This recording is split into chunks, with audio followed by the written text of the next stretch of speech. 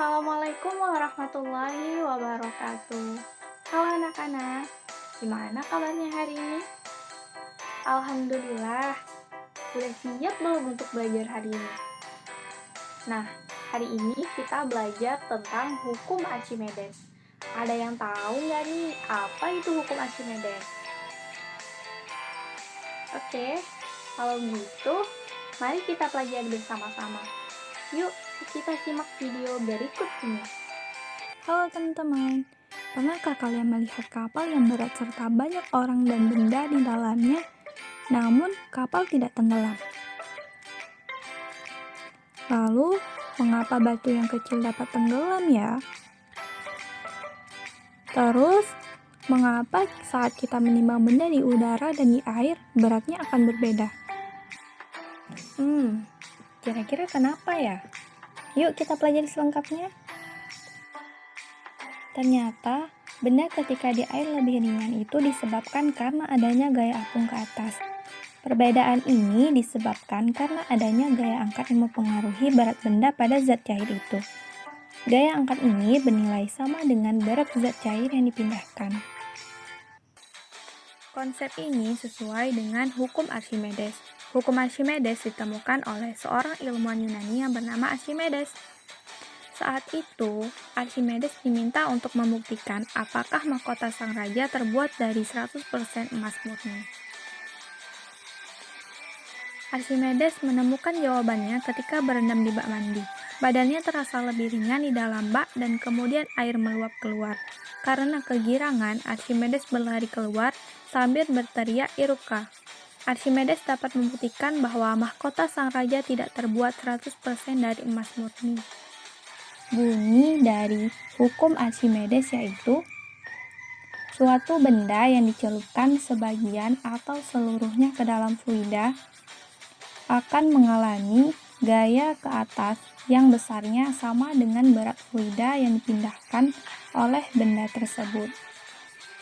Rumus dari gaya Archimedes yaitu Fa sama dengan Rho dikali G dikali V, di mana Fa adalah gaya Archimedes, Rho adalah massa jenis fluida, G adalah gravitasi bumi, dan F adalah volume.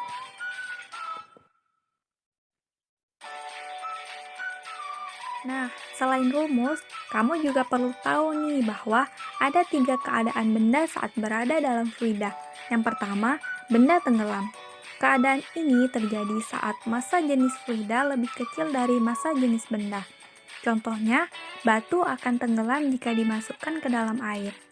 Maka, dapat dituliskan benda tenggelam jika rho fluida lebih kecil dari rho benda. Yang kedua yaitu benda melayang. Keadaan ini terjadi saat massa jenis fluida sama dengan massa jenis benda. Contohnya, kubus akan melayang jika dimasukkan ke dalam air. Maka, dapat dituliskan benda melayang jika rho fluida sama dengan rho benda. Kemudian yang ketiga, benda mengapung. Keadaan ini terjadi saat massa jenis fluida lebih besar dari massa jenis benda. Contohnya, styrofoam akan mengapung jika dimasukkan ke dalam air. Maka dapat dituliskan benda mengapung jika rho fluida lebih besar dari rho benda.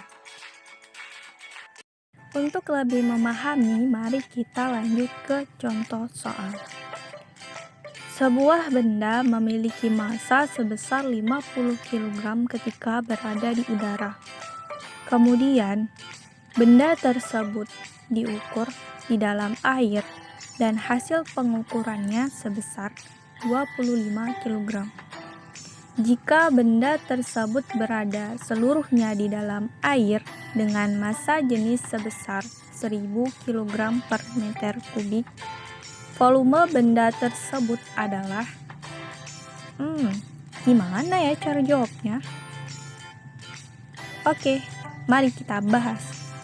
Yang pertama, diketahui M1 sebesar 50 kg, M2 sebesar 25 kg, dan Rho sebesar 1000 kg per meter kubik.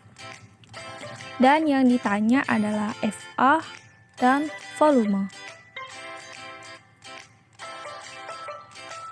Maka dapat kita selesaikan dengan cara F1 sama dengan M1 dikalikan G, yaitu 50 kg dikali 10 meter per sekon kuadrat. Hasilnya adalah 500 Newton. Kemudian F2 yaitu M2 dikalikan G, yaitu 25 kg dikali 10 meter per sekon kuadrat. Hasilnya adalah 250 Newton. Dan Fa dapat kita peroleh dengan cara F1 dikurang F2, yaitu 500 Newton dikurang 250 Newton. Dan hasilnya adalah 250 Newton. Jadi, Fa dari benda tersebut adalah sebesar 250 Newton. Kemudian, untuk mencari volume, dapat kita selesaikan dengan rumus V sama dengan Fa per Rho dikali G, di mana Fa adalah 250, Rho adalah 1000, dan G adalah 10, dan diperolehlah hasil yaitu 0,025 meter kubik. Setelah mendengarkan penjelasan tadi, gimana nih anak-anak? Udah pada paham belum? Alhamdulillah. Nah, jadi kesimpulannya, hukum Archimedes itu adalah hukum yang menjelaskan tentang gaya apung ke atas. Setiap benda yang dicelupkan ke dalam fluida akan mengalami gaya angkat ke atas. Besarnya gaya angkat ke atas tersebut sama dengan besarnya zat cair yang dipindahkan oleh benda tersebut. Terus, ada 3 keadaan benda saat berada dalam fluida. Yang pertama, benda tenggelam. Yang kedua, benda melayang. Yang ketiga, benda mengapung. Nah, mengapa kapal laut tidak tenggelam saat berada di lautan?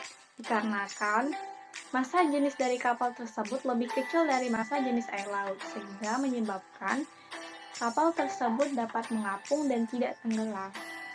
Baiklah, mari kita sudahi pertemuan hari ini. Semoga pertemuan hari ini bermanfaat. Assalamualaikum warahmatullahi wabarakatuh.